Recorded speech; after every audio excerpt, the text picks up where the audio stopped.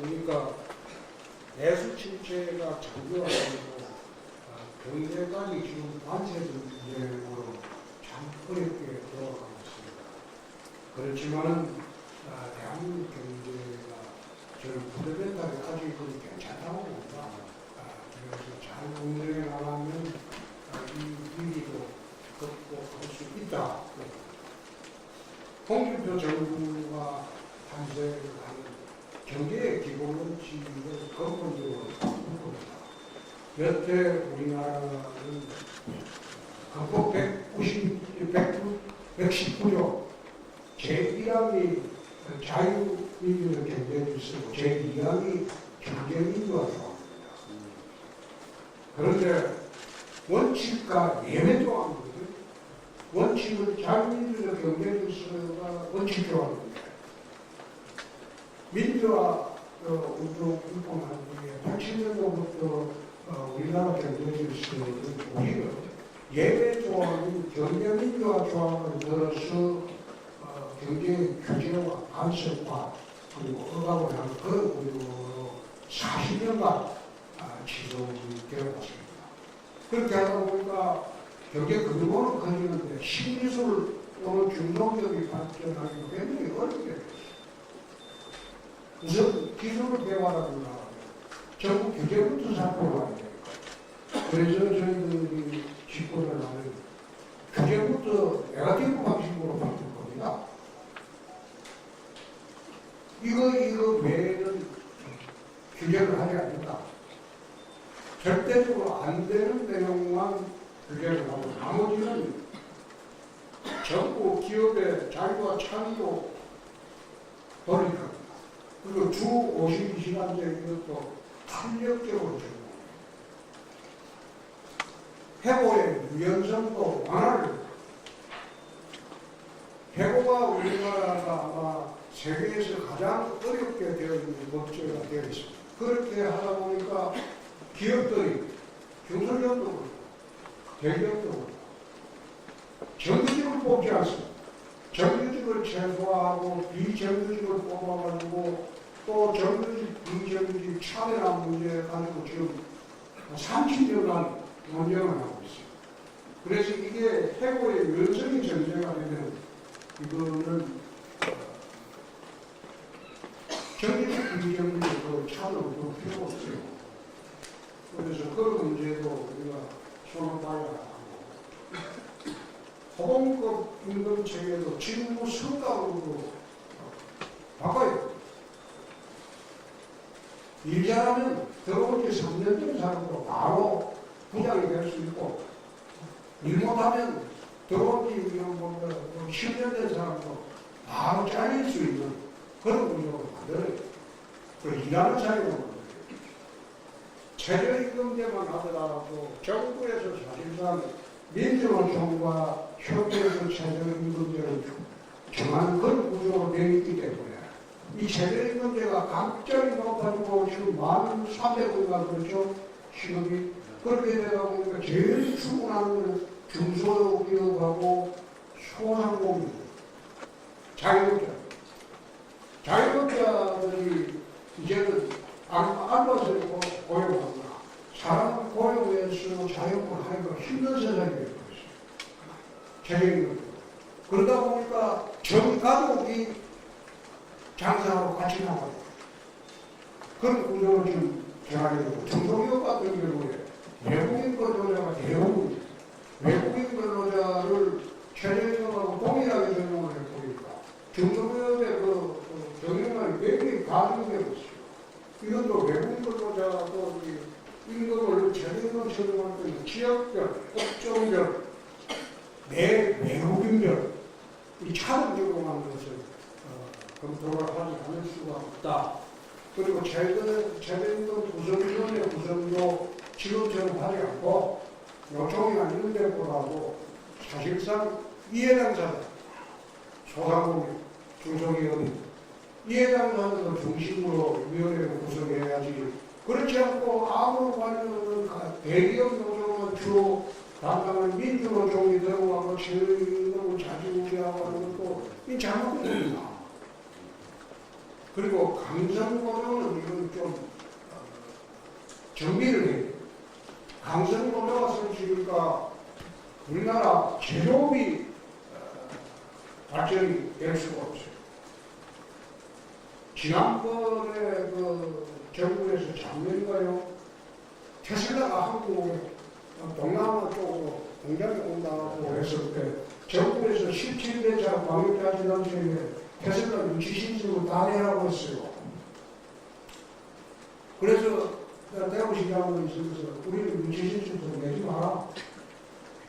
테슬라는 절대 한국에 안 들어온다. 한국에 강성노조, 금속노조가 있는데 어떻게 테슬라가 들어올 수 있겠냐? 지혜 망하는 거 안 봐냐? 안 들어온다. 또 우리는 유치신청이 17대 자치단체를 유일하게 대구에서 유치신청 안 했어요. 근데 인도네시아가 갔잖아요. 그러니까 이런 문제도 우리가 선진 대국으로 다시 탄탄하게 만들어가는 이걸 정리해야 돼요. 중소기업하고 이거 사실상 그러면 상속세 문제도 큽니다. 대기업은 좀 완화를 시켜주더라도 중소기업이 가업 상속을 할 때는 이 상속세 면제예요. 그렇지 않고 중소기업 따라짜고 하다가 자식한테 늘어지려고 하니까 이게 상속세가 너무 많으니까 이분들이 기업 하나고 부동산 투자를 하거나 건물 사가지고 임대업으로 전환하는 사례가 굉장히 많습니다. 그래서 중소기업 정도 되면 가업을 상속할 때는 상속세는 면제를 해주는 것이 좋겠다. 그렇게 하지 않고는 중소기업의 지속성을 유지하기가 어렵겠다. 우리나라 상속세는 좀 심하죠. 그래서 중소기업이나 영세 기업의 상속세는 면제를 해주는 게 상속세가 대기업도 상속세를 좀 완화를 해줘요. 이 대기업 가족이거든요. 삼성이 지금도 아마 이재용 씨가 상속세를 다 못 냈을거예요. 이리 팔고 저리 팔고 상속세 내려고 하니까 아직도 못 냈을 거예요. 그러니까 외국 기업들이 삼성을 갖다가 먹으려고 들어오죠. 그러니까 경영권의 밑으로 그런 상속세 제도는 이건 개편을 해야 하는 게 아닌가 그런 생각하고요. 우리 정책팀에서 저는 게 소소한 게 맞는데 이건 내가 말 안 하겠습니다. 기본적으로 제 생각만 말씀드렸고 좀 나라가 좀 정상화되었을 겁니다. 87체제 우리가 출범한 지가 거의 40년이 됐어요. 그래서 6공화국이 이제 끝나가야 하는 시죠. 제7공화국으로 들어가야 됩니다. 이번에 된 대통령은 대한민국 미래 100년을 보고 제7공화국을 출발시키는 그런 대통령이 되고 나라가 좀 제대로 올라갔습니다. 지금 노무현 대통령 이래로 20년 동안 이 나라는 보수 진보 좌파 우파의 갈등만으로 온 나라가 그 갈등 속에서 지금 20년이 됐어요. 이제는 그렇게 하지 말고 국익이라는 상위 개념을 두자. 최상위 개념. 나라에 이익이 되느냐 그리고 국민들에게 이익이 되느냐 국익 개념을 두고 그 국익에 맞다면 자가 논리도 주장하지 말고 무한 논리도 주장하지 말고 국익이라는 개념으로 모든 정책이나 그건 좀 이루어졌으면 좋겠다. 그렇지 않고 또 상업적들이 단절되고 좌파우파 보수진보가 서로 꾸덕꾸덕 싸우면 이 나라 미래 없습니다. 이 나라 미래 없습니다. 제가 정의를 대학 시절에 철학할 때 정의의 개념을 영화철학자 문피아노스가 이런 말을 했어요. 각자에게 그것을 주는 게 정의다. 대학 시절에 그 말을 들었을 때 무슨 정의 개념이 뭐 마이클 샌델처럼 좀 도상하게 하지 않고 그 마이클 샌드가 훨씬 뒤에 있거든요. 좀 거짓말다 이런 생각하는데 30년 정치를 하다 보니까 그것만큼 청하는 게 없어요.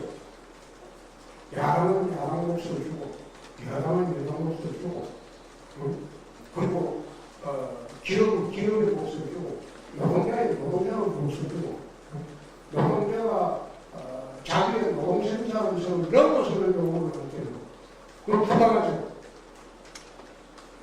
얼마 전에 현대제철 당진에서 요구하는 거 보고 여러분도 봤지 않습니까? 당진제철하고 현대자동차하고 노동 생산성이 틀린데 똑같이 해달라. 그러니까 현대제철에서 기존 회생을 보죠. 그러니까 자기가 가져야 하는 복, 정당한 자기 몫을 지키는 것은 그거는 비난을 할 수가 없어요. 국가가 때문입니다. 그렇지만 자기 몫을 넘어서는 그런 몫을 요구할 때는 그때부터 갈등이 생기고 충격이 생깁니다. 국가가 그런 걸 조정하는 게 국가의 역할이라고 합니다.